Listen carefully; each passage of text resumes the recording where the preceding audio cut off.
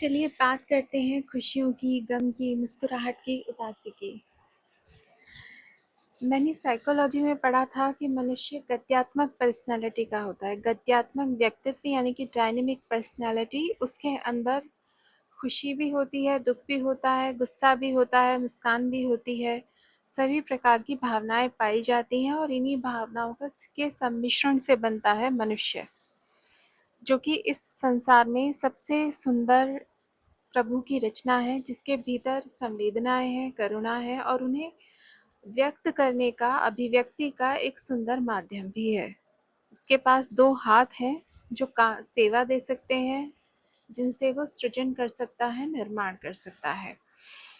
लेकिन यही मनुष्य अपने इन हाथों का और इन भावनाओं का, इन संवेगों का आजकल एक बहुत ही गलत इस्तेमाल करने लगे हैं।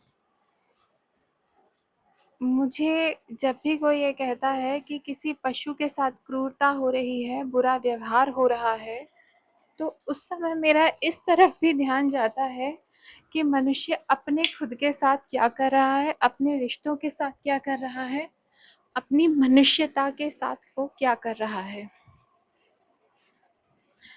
उदाहरण के रूप में आप ये देखिए, अगर कोई सड़क पे गिर जाता है, तो कितने लोग उसकी मदद करने आते हैं।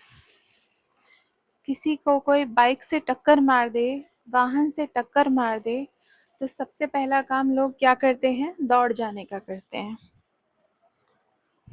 पुलिस केस हो जाएगा।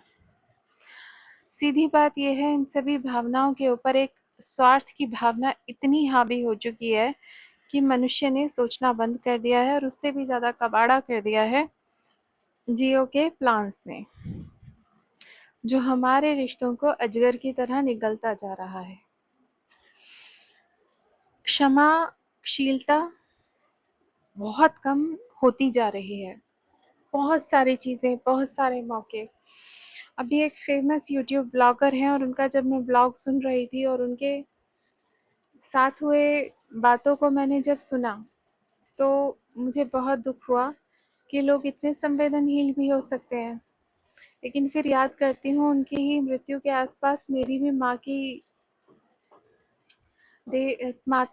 माँ का देहावसान हुआ था, तो मैंने तब भी देखा, लोग अवसर भी नहीं सोचते, सिर्फ वो अपने ईगो, अपने सेल्फ एप्रिसिएशन जिसे कहें, आत्मबुद्धता में इतने लीन होते हैं।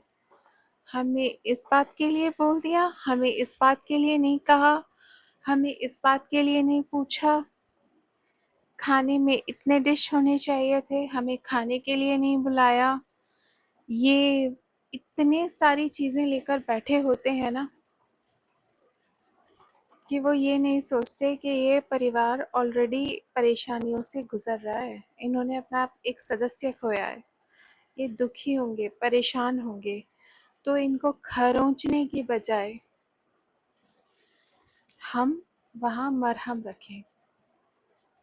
जैसे 13वें के दिन कुछ लोग करते हैं ना, उनके भी, ब्लॉगर के भी, वो उठाले के टाइम पे ही चीज़ें हुई।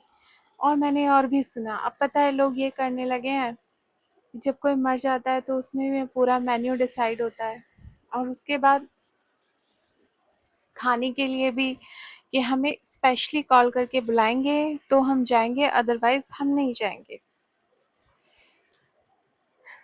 और अगर नहीं बुलाया है और कोई मिस कर जाता है तो यहाँ पर गुस्सा भी होगा, शांति भी होगी और संबंधों का तारतम्य भी बिगड़ेगा।